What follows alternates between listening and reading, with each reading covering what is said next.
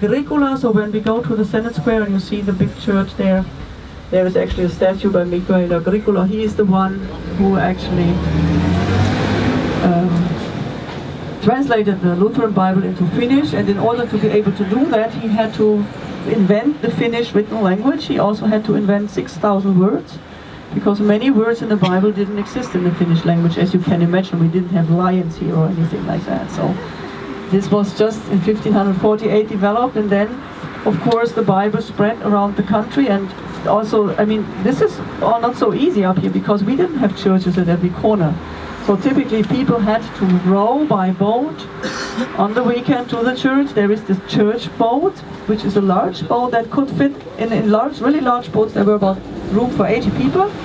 And so on Saturday typically they rowed from their village or from their big farm to the church that was somewhere at another place. And as we didn't have many roads, typically transport was done on the lakes. Because we have the large lake district, it's about 180,000 lakes up there, so that's the best way to go. And these lakes are kind of connected.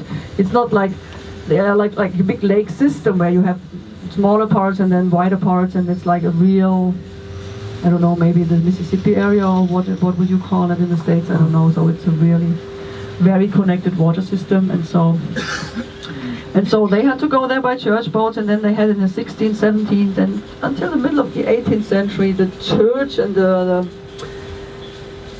church was one of the main responsible places for education. And they also had big gardens with medicine plants where people also went when they were pregnant or when they had some disease, and they had them there. So they really were much on their own here in the woods and had to somehow survive. Then they had, later they had a rule that men were only allowed to marry if they either were able to read part of the Bible or they were able to recite them like out of their mind.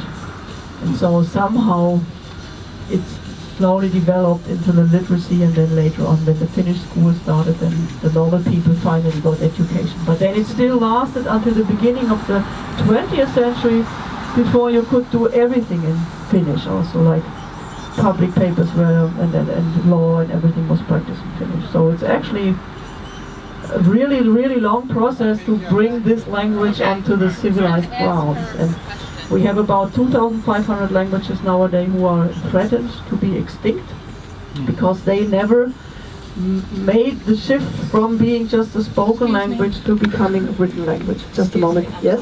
Is there is there someone we need to get in touch with, or because the taxi's here? The taxi's. Or should we just go back to like? Somebody I think they will know it right. Oh, okay. No, that's it.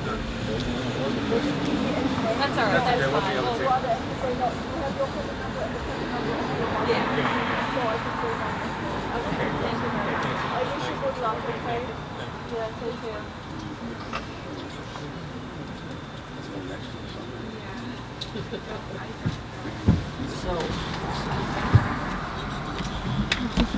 So I will also give out some maps. Is there any people who want to stay in the city? So you have a map with you.